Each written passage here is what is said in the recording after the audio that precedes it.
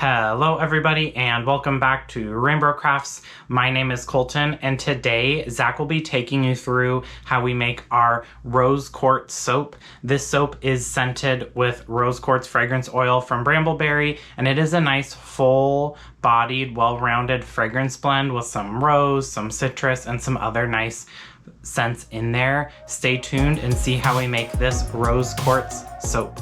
Alrighty, we will start this Rose Quartz Soap just like we always do, which is by pouring our lye water, which is at about 120 degrees, into our signature plant-based oil blend. And as always, that's in the description box down below so you can see what that consists of. We will bring that to a very light trace with our new stick blenders, and then we will strain in our colloidal oatmeal slurry, which is colloidal oatmeal and then some water to offset what the kaolin clay that's in the fragrance oil, we haven't added that yet, sucks out of the soap bar, so this prevents the final product from cracking. And then we will incorporate that with our stick blender as well.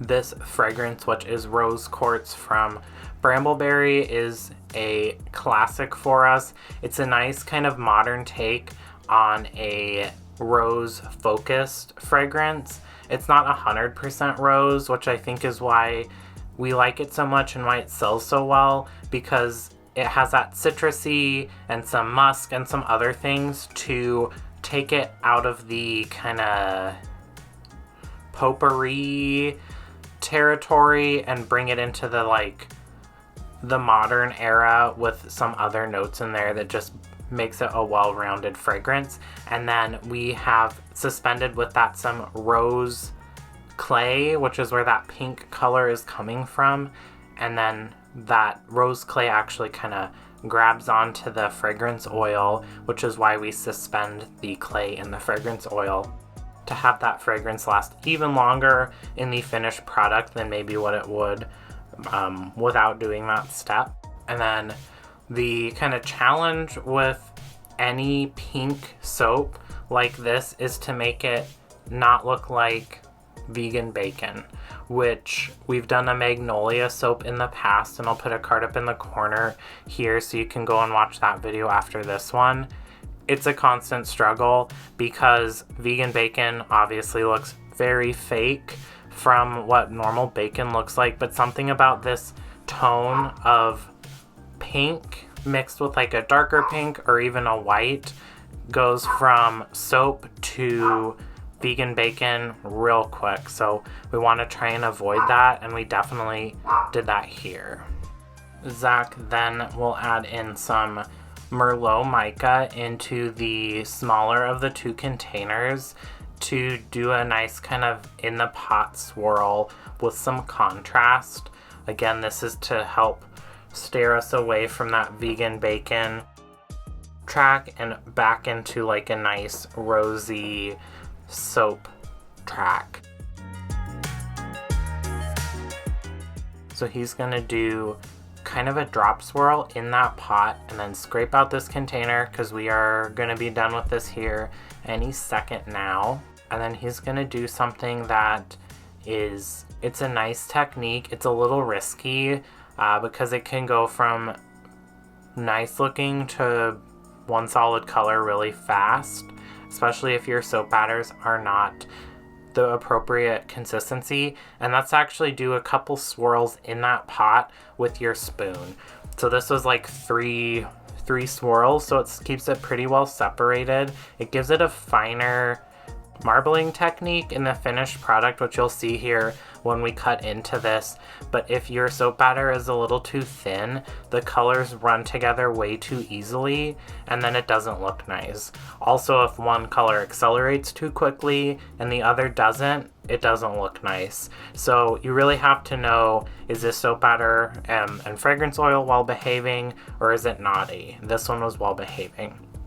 And then Zac will put on a thin gold mica line between the top and bottom layers to give it a little something extra, a little extra glitz to the finished product. The funny thing is, and I didn't actually realize this until watching this clip back just now is that this bar and my tomato vine soap are very similar in the fact that we did kind of a randomized mica line in the middle. I just used spinach powder in that one, and this is gold mica. And then we did a second layer, and then on the top we did a very abstract kind of swoop. So you'll see that here. So they look similar, just different colors basically, and that might be because apparently me and Zac sometimes share the same brain, or we're at least on the same wavelength, which I suppose is a really good thing. And then this soap batter, we won't be coming back to this container, so we'll just scrape this out, get all of that soap batter out and into our slab mold. And you can see here the soap batter is thickening up just a teeny bit, which isn't the end of the world, especially as slow as this is moving, because you can still spread it out nicely. You can still make it do what you want to. It's not a issue of, oh no, we need to move super quick to make this hopefully look decent. And now we'll go in with that mica drizzle on the top, basically in the 3 middle sections of where the soap loaves will be eventually when we cut into this, and then do kind of like a latte art swizzle down the middle to get that mica distributed across the whole entire loaf there. Alrighty, and now Zac is gonna go in with a spoon and do some spoon swoops to give some vertical texture and interest to the top of the bar, especially because this is pretty similar tones. Doing something a little extra on the top helps add a little extra interest, but still keeping that kind of simplicity and letting the fragrance speak for itself and the product speak for itself. And then one additional kind of extra thing is we're gonna add some dried pink rose petals to the top of the soap. We here at RainBro Crafts have a love-hate relationship with any botanicals on top of soap. We love them because they look super pretty. They add a little extra something to the top of the soap, or if you mix them in to the inside as well. But they are a pain to cut, the soap at least, because they either fall out or they clog up your soap cutter or they drag through your soap. That's the main reason we don't like them. So we don't use them a whole lot, but you'll see it on a soap like this or on a soap like Garden Fairy, which I don't think we've done a video of, or even the Christie's Lavender Field, which we have done a video of. And there's a card up in the corner for you to check that out. And you'll see the petals just flying all over the place. Anyways, we will break this slab down into soap loaves.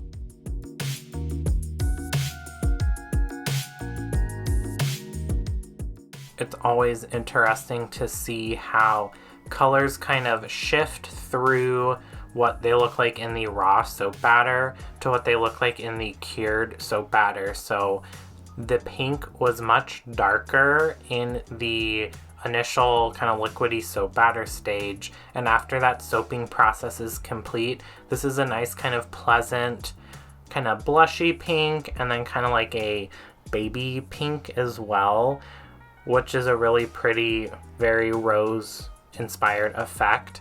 And then to prevent the rose petals from dragging through the soap, and also to kind of help with them falling, keep them from falling out, Zac is actually cutting the soap loaf upside down. So the rose petals are on the bottom, and then the bottom of the soap is on the top, which is a really great technique to help with that kind of mess. And it's doable because the top of the soap isn't terribly textured.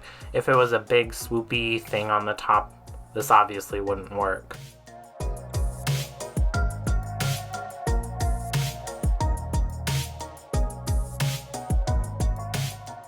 What are your all opinions on the botanicals on top or inside of soap. Do you like them? Do you hate them? Are you kind of meh? You don't really care about them?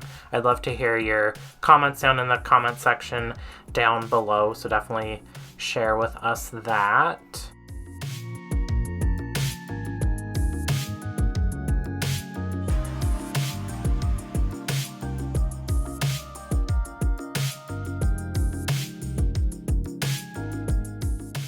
And that is it. That is how we make our Rose Quartz Soap.